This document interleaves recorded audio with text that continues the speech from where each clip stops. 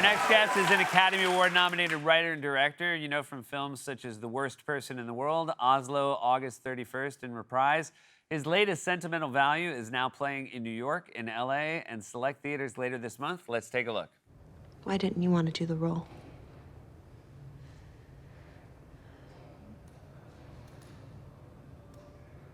I can't work with him. Why?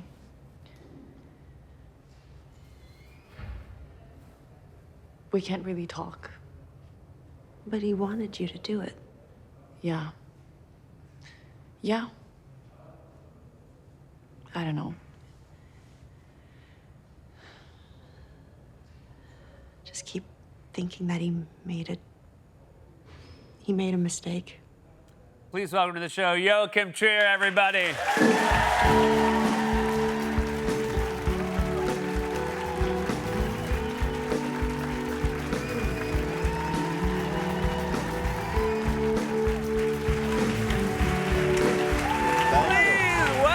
So happy to have you here. It's a beautiful film. I've been a fan of yours for a long time, and you really, you had a premiere in LA last night and then rallied to come out here, so thank you. Yeah, I can barely speak. Yeah. Forgive me. Did you have a good time? Were you happy? Do you get nervous at premieres? I still do. Yeah. Yeah, it's weird, isn't it? Like, I've had a couple now in different countries, but it matters, you know? You present your little baby to people, and it's a film about emotional stuff, and you just want them to understand. It is about emotional stuff, like intergenerational trauma and mental health and anxiety. It's also really funny and fun. And is that a balance that was really important to you? Yeah, isn't that what life is about? That we try to, laugh because things are tricky, and the other way around, Like, people can use that as an avoidant mechanism, but it's also true. We are ultimately both funny and tragic in our life, I believe. This is a movie, Renata, who was in the clip. You've worked with her multiple times. Yeah. There's other actors you've worked with a lot. Stellan Skarsgård is fantastic in this film. You had not worked with him before. I had not. And we were making this story about a father-daughter relationship, and the father is the film director. And the more of an ass we wrote him, the more of a nice person I needed to play him. Oh, interesting. Yeah.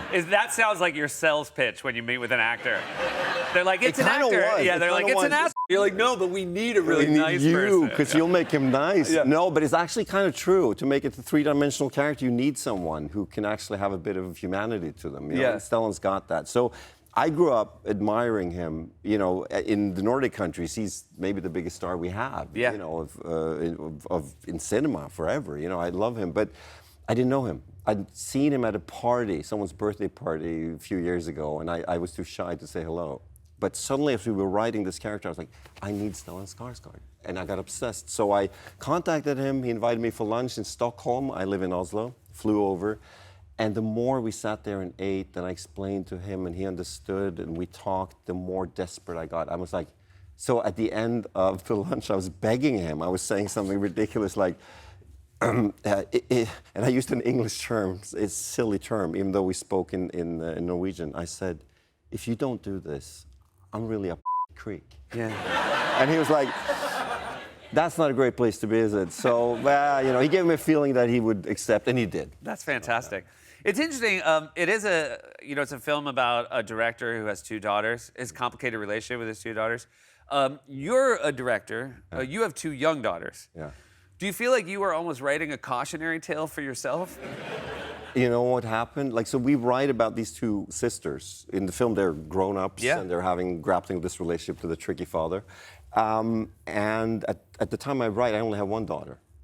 And I finish the script, and a week later, my wife comes into the room looking at a pregnancy test. She didn't even warn me and said, we have to talk. And of course, I was joyous and happy, but now I have two daughters that are very young, 3 years apart, exactly like the girls in the film I wrote. So now everyone in 20 years will think this is an apology to them because the father says, all right. They really are going to think that. Yeah. I hope they don't think that. By the way, as long as they don't think that, but I will say, I think when they're teenagers, they're going to use this film against you. I'll be in my 60s. I look forward to that. You were not always dead set on being in the film business. You were, for a time, committed to skateboarding, which it turns out in Norway, this was very off the beaten path. Yeah. So Norway, yeah, I can say a lot of wonderful things about Norway. It's a safe, wonderful place with free healthcare, and they're taking good care of us, but sometimes too much, huh?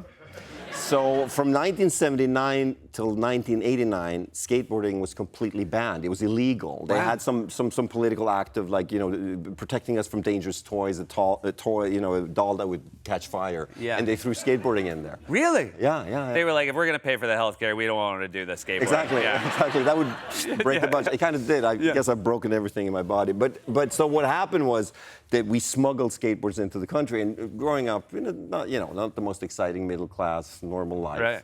to be a rebel like that was kind of exciting. Where would you smuggle them in from and how? Sweden. Sweden. Yeah. And you would just like pack them up in luggage and Walking through the woods and no. We summer holidays in a car and like putting it on the clothes and hoping no one would. That's fantastic. And now I'm thinking of like sort of World War II checkpoints, and they're like, exactly. and there are no skateboards in the car. Exactly. Yeah.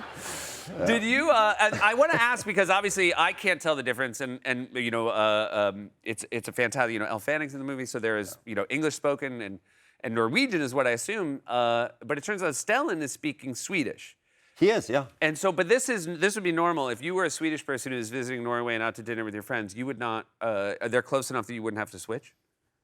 As a Norwegian, I think Danish, Norwegian, and Swedish are very similar, but we're the only one who thinks that. The Swedes and the Danes don't understand us at all. Oh, for some really? reason. Yeah. We're like the little brother country, Gotcha. that they used to own. They fought over us for years, and now we are like, hey, we get your language. And if they slow down, they get it too. Gotcha. So you have to slow down for them. That must feel very empowering.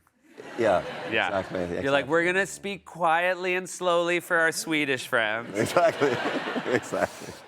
It's such a great film. Congratulations. And it really is like when it was over, I'm like, oh my God, this movie was about so many things, and it's incredible that you fit it all into one film. And I'm really happy to have you here, and I hope you come back again. Thank you. Love this band. Thank you so much. Joachim Trier, everyone's Sentimental Value is now playing in New York and LA and select theaters later this month. We'll be right back.